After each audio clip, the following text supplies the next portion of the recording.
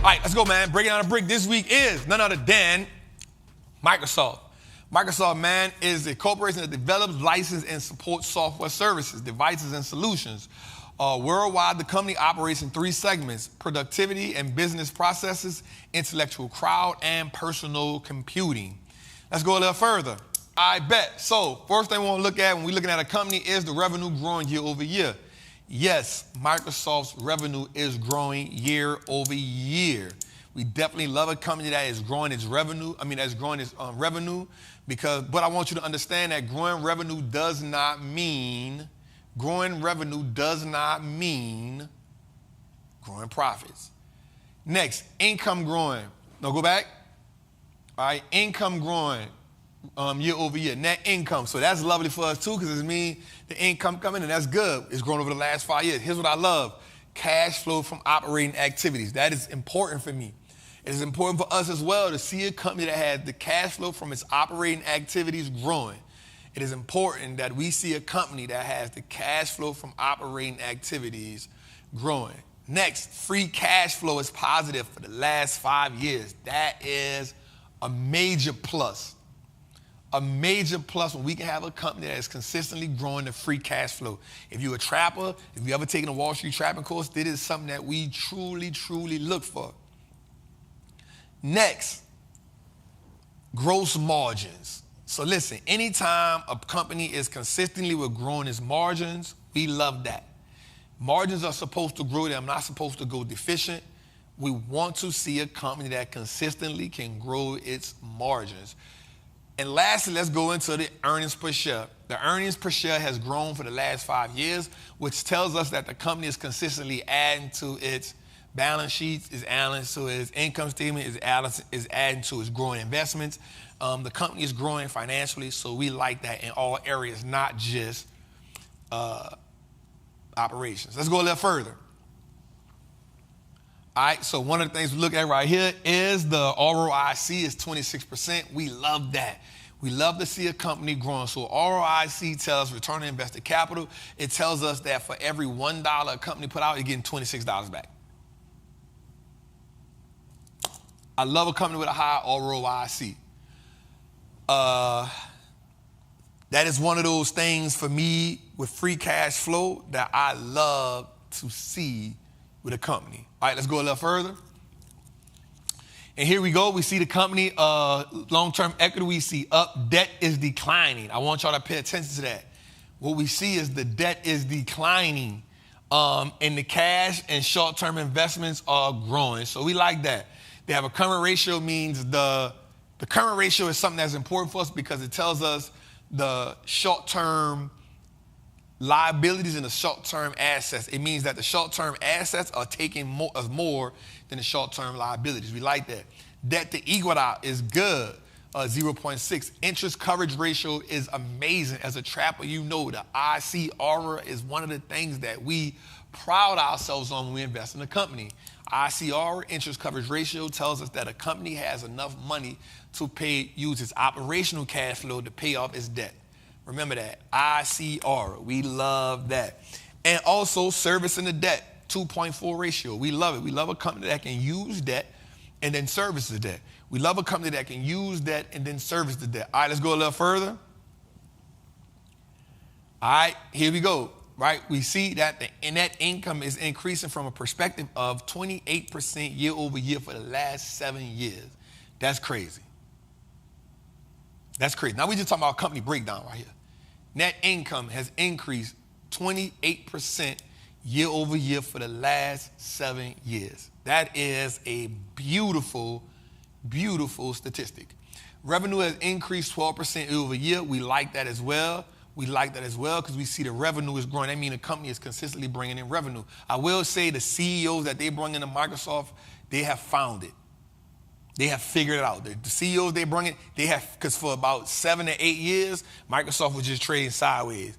When these guys came in, they truly changed what Microsoft is doing. Let's go a little further. And my favorite, free cash flow, increase of 15% year over year for the last 7 years. That means we are looking at a company that has consistently known what to do with their money. right? They're paying debt off. They are keeping capital expenditures down, CapEx down. It's not capital intensive.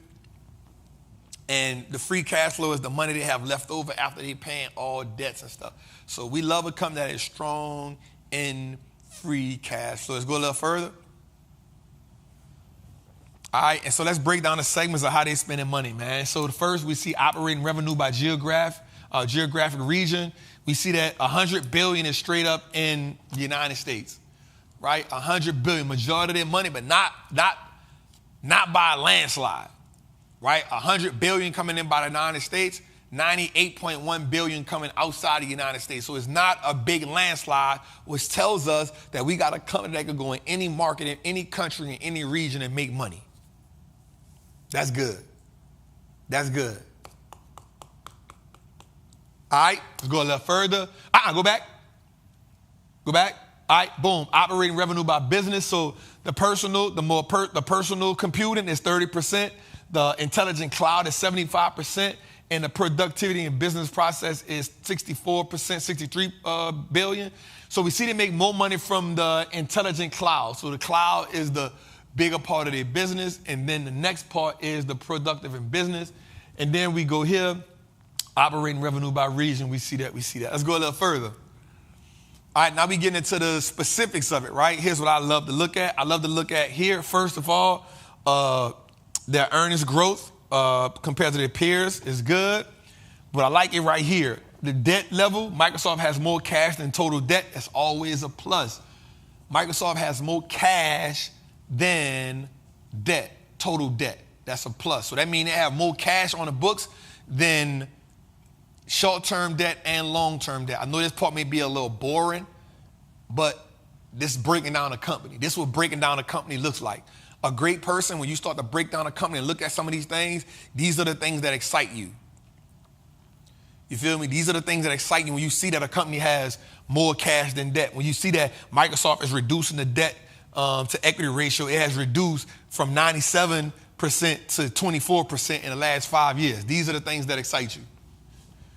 These are the things that excite you, right? You see a company went from 94.7% to 24% in debt in 5 years. Those are the things that excite you. Magnificent Seven. These are the things that excite you. All right, interest coverage ratio means Microsoft earns more interest than it's paid, so its interest payments are covered. It's telling us that they can make money they can pay the interest on their debt. You feel me? It's telling us that they can pay the interest on their debt. You feel me? From operations. This is good. Again, I know this may be a boring part of the show, but I'm going to be real with you. If you really want to learn how to invest, here's a cheat code for you. If you took the beginner's course, you can go say, yo, let me see how a trap breaking down a brick. Let me see the metric trap using for breaking down a brick, and let me go use those same things. That at least get me halfway through so you're not lost. We talked about giving you free game. Right? We talking about giving you free game. We said, all right, Trap, I took the beginner's course for $37. If I can use the beginner course and then come look at breaking down a brick and see just the metrics you're using, at least now I know how to at least I'm not confused with a company.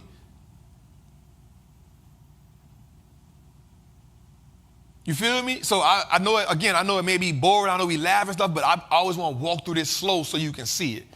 All right, so we look right here and we see quality earnings. That means the earnings are good, the profit margins, the earnings trend is going up, accelerated growth. This is where they're struggling at because they're figuring out where to grow that outside of their main companies. And they got a high ROE. Here's what we do like. Short-term liabilities, 163 billion, exceed the short-term assets exceed short-term liability, which is good. This brings us to the current ratio or the working capital. Right? Brings us to the current ratio or the working capital. So if we see short-term liabilities is in the green, we see Microsoft has 163 billion in short-term assets and 85 billion in short-term liabilities. That tells us right now that if Microsoft went through any type of situation, guess what? In the short term, guess what? They got cash on deck that can play for it. Right? That tells us in essence, if they had any type of catastrophe happen, a catastrophic event happen in the short term, they got enough money on hand, we can pay for that. We not. I'm in a bind, Nate. That ain't Microsoft. And lastly, we got long-term liabilities. So Microsoft short-term assets, 163 billion, exceed the long-term. Look, I just want us to understand. This is how sweet this company is. This is how sweet this company is. The company's so sweet is they got, watch this, they got 163 billion in short-term debt, but they got a 99 billion in long-term debt. So let me say that again. They got 163 billion in short-term assets and 99 billion in long-term debt. They got enough short-term assets to even pay off their long-term debt. That's crazy. That ain't even got into their long-term assets. That ain't got into the overall assets. They got enough short-term assets to pay the long-term debt. That's sick. That's sick. You're not gonna run I'm gonna be real with you. You're not gonna run across too many companies that have that.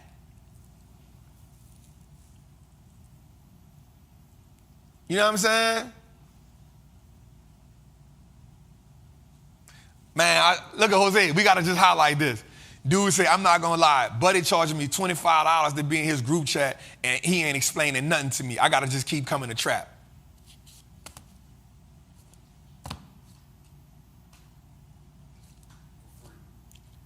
For free.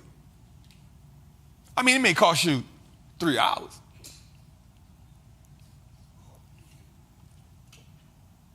Shut up, George. Let's go a little further, man. What's good, trappers, man? It's your boy, the Wall Street Trapper. Right now, I want to invite you to an amazing experience full of value. That is my community, Trappers Anonymous. It's 100% the greatest fundamental investing community on the market. Listen, your portfolio should be a masterpiece. And the only way we get you there is if we help you to learn how to invest with confidence. Now listen, I get it. Like, you don't know a lot about stocks, or maybe you've heard people say how much money they lost in stocks, but I can guarantee you, one, because they weren't in the community, and two, they lack the information. Our goal in Trappers Anonymous is to help you, really to hold your hand on the journey to becoming a confident investor, learning how to navigate through the different events that the stock market goes through, to take you from panic to encouragement. There's no better time than now. This is an opportunity only for those who are willing to be on the journey. So listen, man, click the link below. Come join me in Trappers Anonymous, man. I will see you in one of our many classes, whether it's Moat Monday, whether it's the 2-hour class we do on Sunday, or whether it's just a book club. Everything is geared toward making you a better investor so you can triple your net worth and turn your last name to an asset. It's your boy, Wall Street Trapper. See you in the trap. All right. Bad reasons to sell a stock. It's expensive. So you bought a company, you feel like, I won't sell it because it's expensive. Well, you want it to be expensive. You want it to get expensive because that means the stock is performing. Now, you can take some profits off the table. You can sell the egg, but don't sell the goose. You can sell the egg, but you don't sell the goose. Next, Trap, I'm 30% in the green. And what? And what? So what? So what if you 30% in the green? Let it run. Let runners run. Number 3, a correction is coming. I'm going to buy it again at a lower price. I promise you, this is the most asinine thing I ever heard in my life. And I'm putting parentheses on asinine. Trap, I'm about to sell it now to buy it at a lower price. So you about to give up the gains that you made just to buy it lower?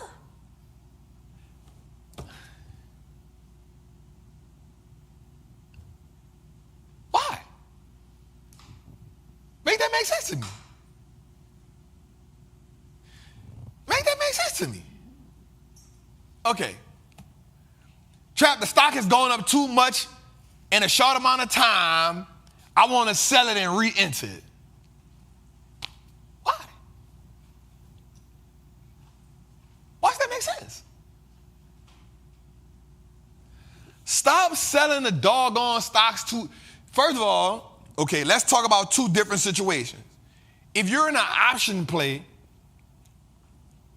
then you wanted to go a certain amount before you take profit so you can play with the house's money. This is cool. If you're in a long-term play, you don't want to do that. You want it to run. Remember what I told you, man. Only take profit if you have somewhere else to put it. We're not taking profit to sit it inside the account, and we damn sure ain't buying a stock at $100. The stock go up to $150. We sell some of the profit just to buy it again at $145. What is we doing, fam? We're not doing that. You bought the stock at 80, it goes up to 200. You sell it at 200 just to buy it again at 180. Why we did that, fam?